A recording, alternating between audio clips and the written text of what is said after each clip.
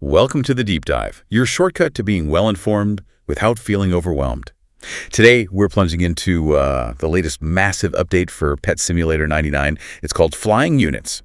This big refresh just dropped June 21st, 2025, and, well, it really looks like a game changer. It really does. And our mission here today is basically to unravel all this new content, the big changes Flying Units brings. We'll be focusing, especially on how it reshapes the core tower defense part of the game. We're here to pull out the key insights, help you understand what these new modes, maps, and all the new pets mean so you feel informed, ready to maybe tweak your strategy, and excited to jump back in. Okay, let's unpack this then. The big headline, like you said, is Flying Units and the revamped tower defense. This isn't just like putting new things floating in the sky. How does this really change the strategy for tower defense? Oh, it's way more than just visuals. It's not just creatures that float. It adds this whole vertical element we haven't really had before. Think about it. Before, you could funnel ground units, right? Make these long, winding paths to maximize damage. But now, flying units can just, fly right over those old choke points. It forces you to completely rethink your base layout, where you put your towers. You're not just guarding paths anymore, you're guarding your whole airspace. That's the real game changer. It really pushes you to use these specific new units on the new maps if you want those new rewards. Okay, right, that makes sense. Okay. And here's where it seems to get really interesting. Entirely new ways to play and explore. Like, for those who really love a tough challenge, there's the new hardcore mode. Hardcore mode is exactly what it sounds like. It's a brutal test. Think of it as the insane version of the campaign. The trade-off is pretty clear. You get 2 times better chances for those really sought-after Titanic and huge pets. But the enemies are significantly tougher and you earn fewer coins. So yeah, it's definitely for players looking for that high-risk, high-reward gameplay. It demands, a whole new level of precision and optimizing your team setup. And then on the complete opposite side, for players who maybe just want to sit back, relax, and farm, they've added AFK Mode. I bet a lot of players are happy about that one. Absolutely. AFK Mode is really designed for just pure consistent farming. It lets you run infinite waves. And the key is they never get harder. So it's perfect, like a low-stress way to just keep earning rubies, huge pets, and units. And what's really cool is the huge Jetpack cat. You can only find that one in AFK Mode. So it gives players a really specific, high-value target, even in this more relaxed mode. Right. A specific reason to use it. So it's not just about defending differently, but also expanding the world. Beyond just modes, it looks like the campaign got bigger too. What new areas are there? Yeah, exactly. They didn't just add modes, they've expanded the actual game world too. The campaign itself now has 3 brand new maps, and fighting through those isn't just about getting further. It leads to new rewards, and importantly, a chance to get the Titanic Disco Ball Agony and the huge E Blurred Owl. And if you tackle these maps on hardcore mode, well, the loot gets even better, so there's that extra incentive for the challenge. Okay, new campaign maps. And then these fantasy zones, what are those about? Are they like side areas? Sort of, yeah. You've got 5 totally new areas. They're themed around magma and old ruins, and they all lead up to this final zone called the Obsidian Spire. These zones are just packed with new stuff, fresh breakables, the things you smash for resources, plus new upgrades and relics. And keep an eye out for shiny relics and free items scattered around. It encourages you to really explore. Oh, and they also refresh the time trials map, new routes, new challenges for speedrunner. Okay, wow. So new mechanics, new modes, bigger world. But what about the pets themselves, the core of the game, really? What does all this mean for your collection, your team? Sounds like a swarm of new pets and units. Oh, the sheer number of new companions and strategic units is pretty staggering. It's clearly meant to completely shake up your team options. We're talking 17 new units, and each one has new, unique abilities designed specifically to demolish breakables and enemies faster or, in different ways, like take the Poseidon Axolotl. Its ability isn't just damage, it clears breakables in a line. That could really change how you farm resources, right? Maybe unlock new speed strategies or let you push more directly.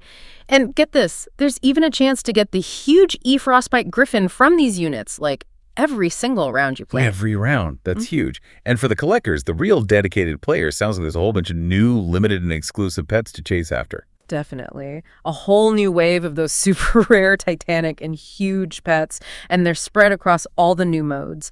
Many seem to tie into the new power defense stuff, too. For Titanic pets, you've got the Titanic DJ Shark, That's from the contest for the most infinity waves. And the Titanic Disco Ball Agony, which you can find in Infinite Mode itself. Then for huge pets, there's the huge Frostbite Griffin. You get that from completing maps. The huge Blurred Owl is in Infinite Mode. We already mentioned the huge Jetpack Cat in AFK Mode. And there's the huge Shadow Pegasus, also from that Infinity Waves contest. And the huge Obsidian Griffin. That one's found in the Final Fantasy World Zone and seems pretty rare based on what people are saying. And speaking of fantasy zones, they added 9 totally new regular pets there too, like the Molten Werelynx, Fire Fossil Wolf, and the Fire Kitsu, which is apparently the new strongest pet in the game, designed for, top-tier performance. Strongest pet. Okay, noted. And then there are some units that aren't just pets, but actual tower units too, bundled with exclusives. That's right. The exclusive Poseidon unit is a good example. It gives you both the tower unit for defense and an exclusive pet version. Plus, a chance for the Titanic and huge Poseidon axolotl. Then there's the Magma unit egg. Same deal, hatches both an exclusive tower unit and the matching pet. That one gives you a shot at the Titanic mechanical helicopter corgi and the huge E-arcade Meebo in a spaceship. But that egg's only available for a limited time, so keep that in mind.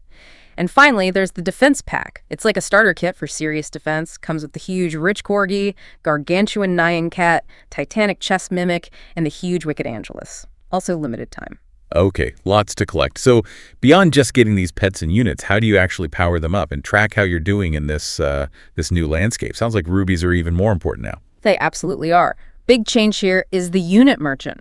You can now spend your rubies, that currency you earn from playing, to directly buy extra units. The stock goes up to legendary rarity, so it adds this whole economic layer to building your team. And to help you get more stuff, there are new gift bags. The Matrix Tower Defense gift from AFK Mode, that's the one with a chance for the huge Jetpack Cat, and the Magma Tower Defense gift from Infinity Mode, which can contain the huge Frostbite Griffin. More ways to get kitties. And what about just hatching regular eggs or competing on leaderboards? Well, you've got 5 new fantasy eggs to find and hatch. Remember, that final one has the chance for the huge EE Obsidian Griffin. Oh, and a quick heads up. Dark unit eggs are 30% off for a limited time, so that's a good deal if you need more units. For the competitive players, the leaderboard has a pretty quick reward cycle now. Winners get prizes every 4 hours. You climb by hatching unit eggs. 1 point for epic, 10 for legendary, and 50 points for mythical hatches. And the rewards for being at the top, the Titanic DJ Shark and the huge Shadow Pegasus. So pretty high stakes there. What's also really interesting is how many smaller quality of life changes they've packed in. They really add up. For instance, your best units actually follow you around in the lobby now. Just a neat visual touch. Your best wave score shows up on the server leaderboard stat, which is cool for bragging rights. Rubies are now displayed during a match, so you get immediate feedback. They added a tutorial and a free starter unit that should help new players get going. And unit placement limits are now based on rarity, which is, well, it's a smart balancing thing. Plus, your progression level now shows above your head in the lobby. Easy to see how everyone's doing. Right, those little things make a difference. And it seems like they were also busy patching things just before this big update too, fixing some common complaints. Oh yeah, definitely. Just earlier in the week, they rolled out some key fixes and additions. Auto fuse was added. That's a huge quality of life win for managing pets. They added the ability to switch units on console players. Have been asking for that one for a while.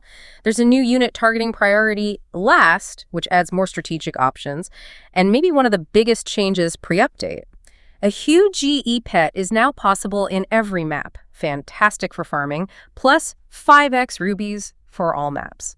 And opening multiple eggs at once saves so much time. AFK rubies now reward every 10 seconds, that's faster, and you even get rubies for failing past wave 7 now, which is a nice little consolation prize. Oh, and you can toggle tower visual effects now, reduce particle clutter, and crucially, they fixed that bug where the last Infinity Mode wasn't playable. That was honestly a real headache for a lot of players, myself included, so yeah, very welcome fix. Whew. Okay, so this Flying Units update is clearly, well, it's massive. A really significant and diverse expansion for Pet Simulator 99. It really feels like it's not just adding stuff, but evolving the whole experience. Exactly. It really shows like a two-pronged approach, right? You've got the deeper strategy with the tower defense changes and flying units, but then also just tons of new ways to play and progress, whether you want the intense challenge of hardcore mode or the chill AFK mode. This update definitely pushes players like you to adapt, especially with that verticality from flying units and the different difficulty modes. Which actually makes me wonder, What new unit combos or strategies do you think will become essential now, especially for hardcore or the tougher tower defense waves, given all these new abilities? That's a great question for everyone listening to think about. So, like, the developers themselves like to ask, what's your highest wave? Time to find out.